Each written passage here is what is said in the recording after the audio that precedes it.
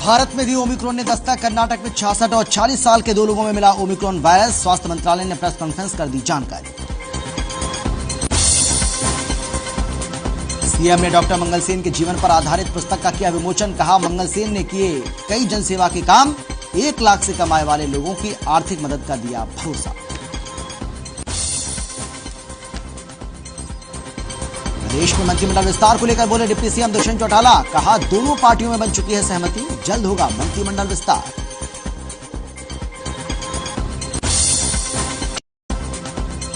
श्याम सुंदर हत्याकांड के मुख्य आरोपी ने दिल्ली पुलिस को किया सरेंडर। आरोपी पर पुलिस ने रखा था 2 लाख रुपए का इनाम। हत्या का वीडियो भी आया सामने।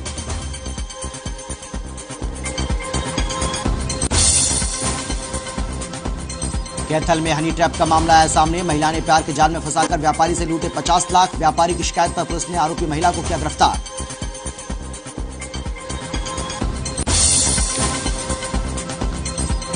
और गुरुग्राम में भरी बस से टोल कर्मी के अपहरण की कोशिश। भीड़ की वजह से अपने मंसूबों में नाकामयाब हुए बदमाश। बस के कैमरे में कैद हुए बदमाश। मामले की जांच में जुटी पुलिस।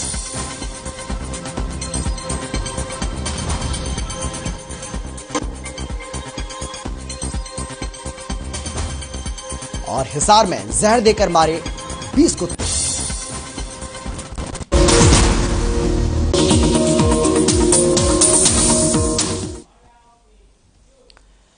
नमस्कार, आप देख रहे हैं हर खबर हरियाणा और आपके साथ में हूं अमित शर्मा। सबसे पहले बात करेंगे बुलेटिन में करनाल पहुंचे मुख्यमंत्री मनोहर लाल की, जिन्होंने किसानों से बातचीत के संकेत दिए।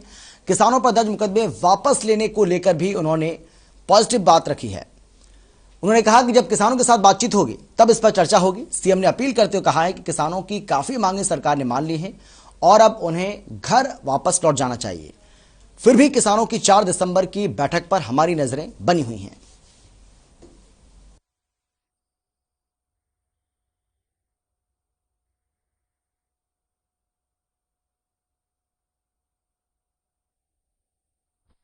सर, किसानों ने कहा कि अगर आपका निमंत्रण आता है तो वे जरूर मिलने आएंगे आपसे।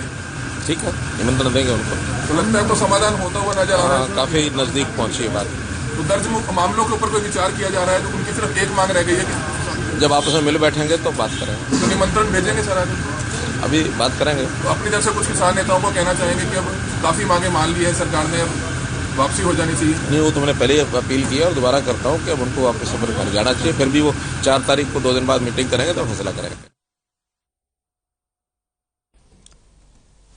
रोहतक में महर्षि दयानंद विश्वविद्यालय में डॉक्टर मंगल सेन की 31वीं पुण्यतिथि के मौके पर संयुक्त पुस्तक विमोचन के कार्यक्रम का आयोजन किया गया, जिसमें मुख्यमंत्री मनोहर लाल ने मुख्य अतिथि के तौर पर शिरकत की और डॉक्टर मंगल सेन के जीवन पर आधारित पुस्तक का विमोचन किया। इस मौके पर संबोधित करते हुए सीएम ने कहा है कि डॉक्टर मंगल सेन ने समाज के लिए बिना किसी स्वार्थ के काम किया। उनके अंदर समाज की सेवा करने की भावना थी। तो वहीं सीएम ने कहा कि सरकार सबसे अंतिम व्यक्ति तक योजनाओं को पहुंचाना चाहती है और कैसे लोगों की आय दोगुना की जाए उस पर काम किया जा रहा है। सरकार का पहला लक्ष्य है कि प्रदेश में जिस भी शख्स का सालाना वेतन 1 लाख से नीचे है उसके जीवन स्तर को किस तरीके से सुधारा जाए और उसको आर्थिक मजबूती दी जाए।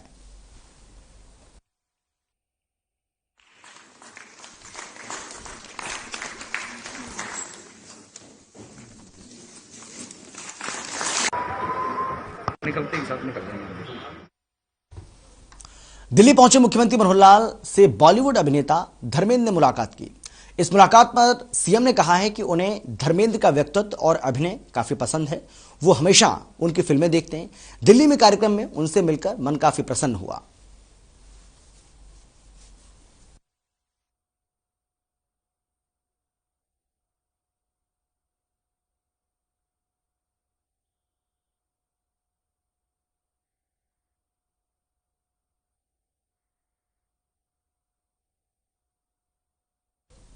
चरखी दादरी में डिप्टी सीएम दुष्यंत चौटाला ने कार्यकर्ताओं से मुलाकात की है और झज्जर में होने वाली जन सरोकार रैली के लिए निमंत्रण दिया। इस दौरान डिप्टी सीएम ने कहा कि उप प्रधानमंत्री देवीलाल ने बुढ़ापा पेंशन को कानूनी रूप दिया था। आज हरियाणा देश का ऐसा पहला राज्य बन चुका है जहां 2500 रुपए बुढ़ापा पेंशन मिलती है और आगे भी बुढ़ापा पेंशन बढ़ती रहेगी। बाजरे के भावांतर भरपाई पर बोले दुष्यंत चौटाला, कहा कि इसका पैसा सीधा किसानों के खाते में गया। डिप्टी सीएम दुष्यंत चौटाला ने कहा है कि पंचायत और जिला परिषद के जो चुनाव होने, गठबंधन से लड़ने का फैसला दोनों पार्टियां बातचीत के जरिए करेंगी।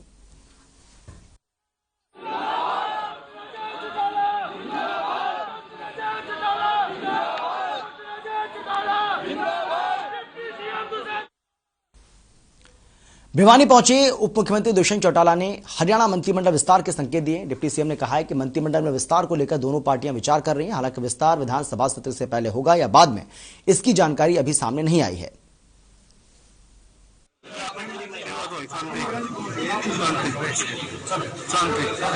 पार्टी का तीसरा स्थापना दिवस पार्टी के संविधान के अनुसार हर 2 साल में पार्टी का संगठन का विस्तार भी होता है, पुनर्गठन भी होता है। और जिस प्रकार से पार्टी के संगठन का पूर्ण विस्तार दोबारा हुआ, कोविड करके पिछले साल स्थापना दिवस हम नहीं मनाए, मगर इस साल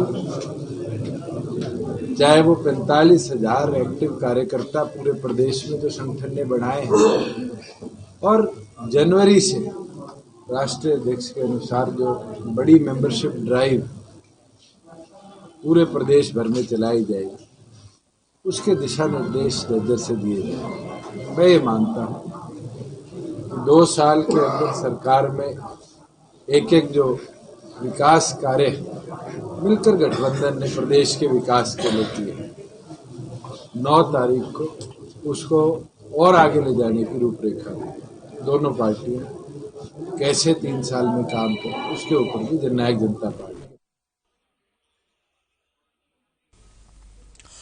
धर्मनगरी कुरुक्षेत्र में अंतर्राष्ट्रीय गीता जयंती महोत्सव सरस और क्राफ्ट मेले का विधिवत शुभारंभ हरियाणा के पर्यटन मंत्री कृपाल गुर्जर ने किया।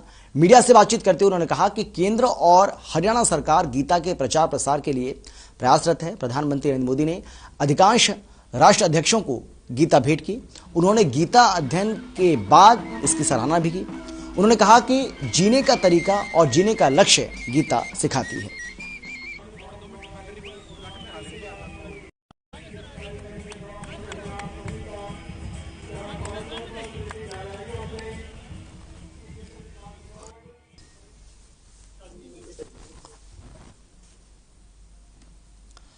अंतर्राष्ट्रीय गीता महोत्सव की शुरुआत हो गई है और ये 2 दिसंबर से 19 दिसंबर तक चलेगा।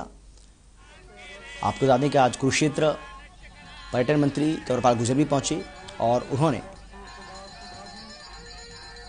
इस कार्यक्रम के बारे में यहां मौजूद लोगों को जानकारी दी। इसके साथ ही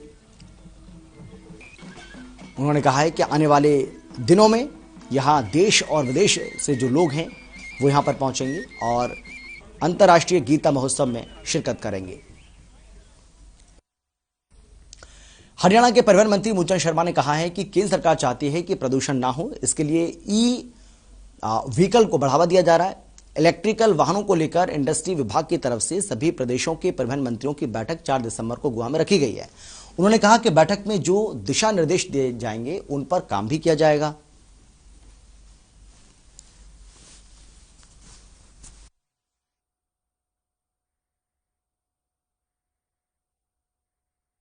जो केंद्र की तरफ से जो इलेक्ट्रिकल जो वाहन की जो पॉलिसी है और केंद्र चाहता है कि पर्यावरण दूषित ना हो और लोगों को स्वास्थ्य का जो लाभ मिले, इलेक्ट्रिकल वाहनों पे सरकार दिशा में काम कर रही है और सारे transport ministers, heavy power industries मंत्री सेंटर की मीटिंग रखी है हमारी और मीटिंग हमारी है 4 तारीख को गोवा में। तो इस तरह का है कि भी ज्यादा से ज्यादा इलेक्ट्रिकल वाहनों को बढ़ावा दिया जाए। उस मीटिंग में यही हाँ, तो उसमें यह कि उन्हें इंडस्ट्रीज की तरफ से है, सभी देश के ट्रांसपोर्ट मिनिस्टर उसमें बुलाए और जैसे जैसे सरकार की परमिशन मिलेगी और उसी तरह से जहां रिचार्ज है, जहां इलेक्ट्रिकल स्टेशन बनाने हैं, चाहे डिपो की बात करें या प्राइवेट सेक्टर में बात करें, आने वाले समय में जैसे जैसे दिशा निर्देश मिलेगी उसी पर हम काम।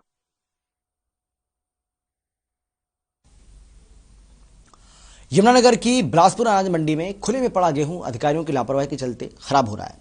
वेयर हाउस कॉर्पोरेशन के चेयरमैन नैनपाल रावत ने अपनी टीम के साथ मंडी का दौरा किया। इस दौरान नैनपाल रावत ने कहा कि जिन भी अधिकारियों और कर्मचारियों की लापरवाही से फसल को नुकसान पहुंचा है, उसकी वसूली अधिकारियों और कर्मचारियों से ही की जाएगी।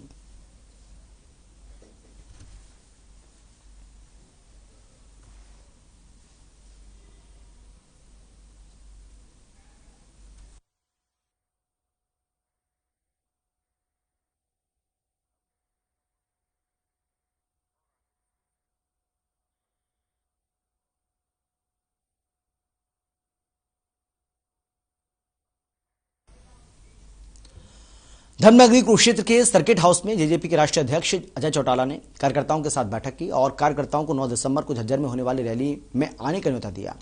अजय चौटाला ने बताया कि लंबे समय बाद कार्यकर्ताओं से रूबरू होने का मौका मिला। पहले कोरोना का समय चल रहा था, उसके बाद किसान आंदोलन के चलते किसी भी तरह के कार्यक्रम नहीं किए गए।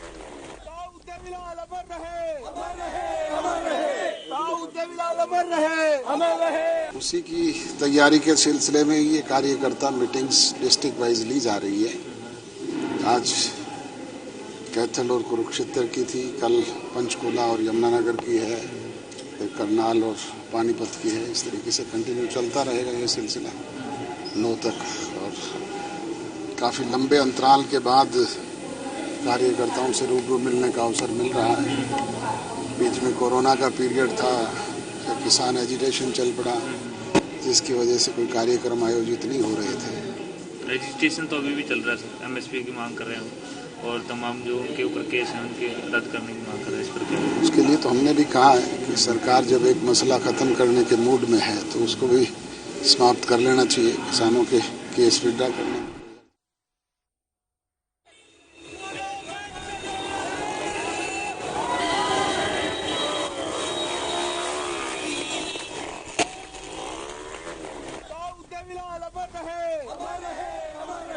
तो कुरुक्षेत्र की तस्वीर आपको दिखा रहे हैं, जहां पर आपको बता दें कि जेजेपी के संस्थापक अजय चौटाला कार्यकर्ताओं से मिलने के लिए पहुंचे और उस वक्त कार्यकर्ताओं में किस तरीके से जोश उत्साह देखने को मिला, उसकी तस्वीरें आपके सामने।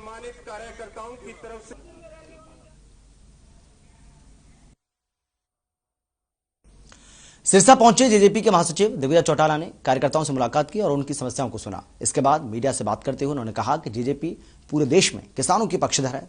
उन्होंने कहा कि एमएसपी गारंटी देना सरकार के लिए अभी संभव नहीं है, लेकिन कम से कम 2 फसलों पर देश भर में किसानों को एमएसपी का लाभ दिया जाना चाहिए।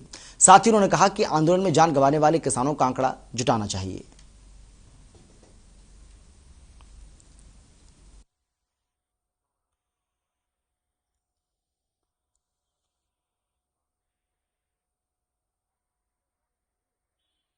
अच्छी बात है कि कानून स्वयं सरकार ने ही वापस ले लिए। अब जो मुकदमे वापस लेने की बात है और जो विषय हैं उन पर भी समझौता हो जाना चाहिए। एमएसपी पर कमेटी बन जानी चाहिए। हम उस बात के पक्षधर हैं और उसके लिए भी निरंतर दुष्यंत जी प्रयासरत हैं। केंद्रीय नेतृत्व से बात कर रहे हैं। मुझे उम्मीद है कि जल्दी कोई ना कोई फैसला संभव तो नहीं है, मगर मिल बैठ करके मिनिमम एमएसपी कम से कम उन फसलों पर जो साल में 2 फसलें मेन होती हैं उस पर इस तरह का कोई बन जाए। हमारे यहाँ तो मिल ही रही है जी। ये बात तो अन्य प्रदेशों की, उन अन्य प्रदेशों में किसानों को भी लाभ मिले। हम तो समूचे राष्ट्र के किसान के पक्षधर लोग हैं और किसी न किसी तरह उनको फायदा मिले। आज शायद थोड़ा मिल जाए, कल ज्यादा मिल जाए, हम तो उस चीज के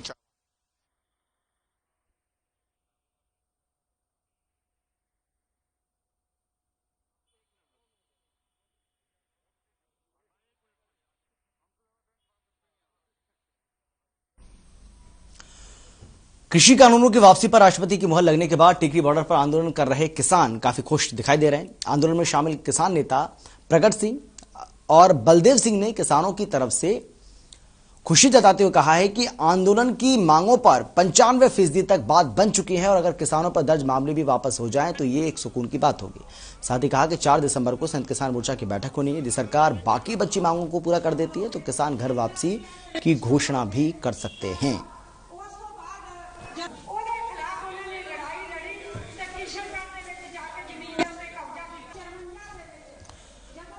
झज्जर की तस्वीर आपको हम दिखा रहे हैं। कानून वापसी को लेकर किसान खुश तो नजर आ रहे हैं, लेकिन उनका यह कहना है कि बाकी मांगों को भी सरकार जल्द पूरा करे, ऐसी उम्मीद हम कर रहे हैं। हालांकि किसानों का ये कहना है कि 4 दिसंबर को संयुक्त किसान मोर्चा की होने वाली बैठक से उन्हें बहुत ज़्यादा उम्मीदें हैं और उम्मीद कर रहे हैं कि सरकार उनकी सभी मांगों को पूरा करेगी और इसके बाद किसान भी घर लौट।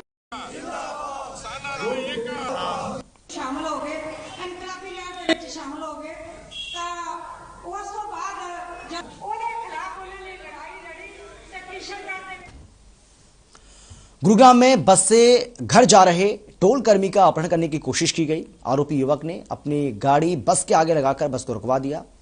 गाड़ी में चढ़ के युवक के अपहरण की कोशिश हुई, लेकिन बस में सवार यात्रियों के विरोध के चलते युवक का अपहरण करने में कामयाब नहीं हुए, तो उन्होंने युवक के साथ बुरी तरह से मारपीट की। इस घटना से पीड़ित युवक बुरी तरह से सहमा हुआ है और ये सारी वारदात बस में लगे सीसीटीवी कैमरे में कैद हो गई। पुलिस ने पीड़ित युवक की शिकायत पर मामला दर्ज कर लिया है और मामले की जांच भी शुरू कर दी है।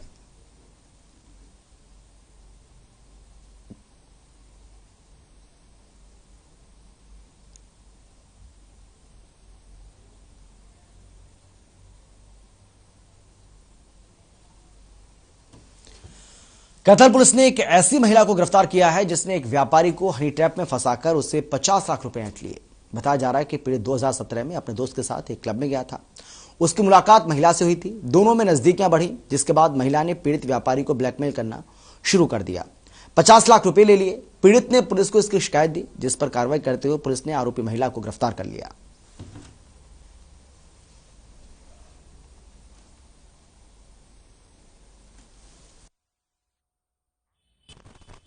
इसमें ये जितेंद्र नाम का लड़का है जो मॉडल टाउन कैथल का रहने वाला है और ये इन्होंने शिकायत दी थी कि कोई लड़की है जो जिसके साथ ये लाइजन में थे, तो उन्होंने इनसे पैसे ऐंठने के लिए इनसे बार बार इनके ऊपर प्रेशर दिया जा रहा है। तो उस संबंध में एफआईआर हमारे सिविल लाइन थाने में एफआईआर दर्ज हुई थी, जिसकी फर्दर इन्वेस्टिगेशन के लिए एसपी साहब से हमारे पास फाइल भेजी गई थी। तो उसकी हमने फर्दर इन्वेस्टिगेशन में उस लड़की को अरेस्ट किया है। ये पूरा मैटर इस प्रकार से है कि ये जो जितेंद्र नाम का लड़का है, कैथल का रहने वाला है, ये 2016-17 में चंडीगढ़ गया था अपने बिजनेस के लिए, वहाँ सेटल हुआ था, टेम्परेरी सेटल हुआ था, अपना बिजनेस वहाँ कर रहा था। तो वहाँ पे मुलाकात इसकी इस जसलीन नाम की लड़की से हुई थी और वहाँ पे इनकी आपस में मुलाकात काफ़ी एक दूसरे से मिलने जुलने लगे थे, काफी अच्छी तरह से हो गई थी और इनके आपस में रिलेशन भी हो गए।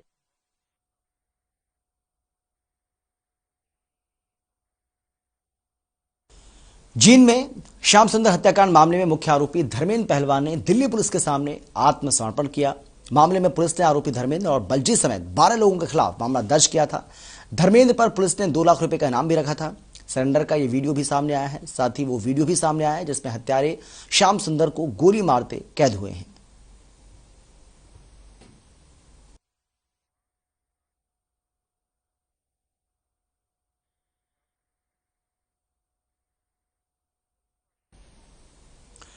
फरीदाबाद में 1 दिवसीय एएनएम ट्रेनिंग कैंप का आयोजन किया गया, जिसमें फरीदाबाद के सीएमओ और डिप्टी सीएमओ समेत राष्ट्रीय बाल स्वास्थ्य कार्यक्रम डीआईसी के मैनेजर पीयूष मुख्य रूप से मौजूद रहे। इस कैंप में एएनएम महिला हेल्थ वर्कर्स को खास ट्रेनिंग और जरूरी दिशा निर्देश भी दिए गए कि किस तरह उन्हें जन्मजात बीमारी से ग्रस्त बच्चों को चिन्हित करते हुए सेंटर में भेजना है, ताकि समय रहते उनका इलाज हो सके और बड़े होने पर वो बच्चे सामान्य जीवन जी सकें।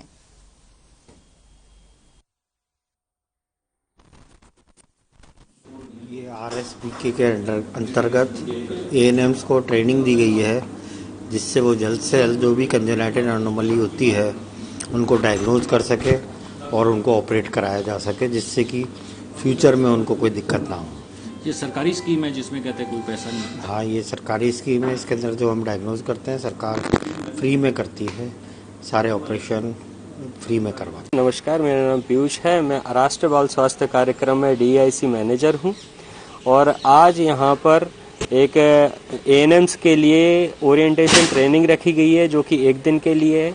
इसमें सीएमओ साहब की अध्यक्षता में ये है और इसमें हम उनको बता रहे हैं कि उनको किस तरह से राष्ट्रीय बाल स्वास्थ्य कार्यक्रम के अंतर्गत बच्चों को देखना है, उनके जो जन्मजात दोष हैं उनको उसमें देखने हैं और डीआईसी जो रूम नंबर 23 पीके हॉस्पिटल में है उनको वहाँ पर रेफर करना है। हम स्कूल में जाते हैं, हेल्थ डिपार्टमेंट से हैं और स्कूलों में जाते हैं स्क्रीनिंग वगैरह करते हैं बच्चों की, उनके जैसे कि किसी को होठ कटे हैं या पैर टेढ़े मेढ़े हैं, हाथ टेढ़े मेढ़े हैं, इस तरह से उनकी स्क्रीनिंग करते हैं, फिर उनको नोट करके लाते हैं और बड़े हॉस्पिटल में उनका ट्रीटमेंट करवाते हैं। एक बच्चे पे कम से कम 1.5-2 लाख के करीब खर्चा आता है। तो सरकार देती? हाँ जी, वो सरकार देती, फ्री में इलाज होता है।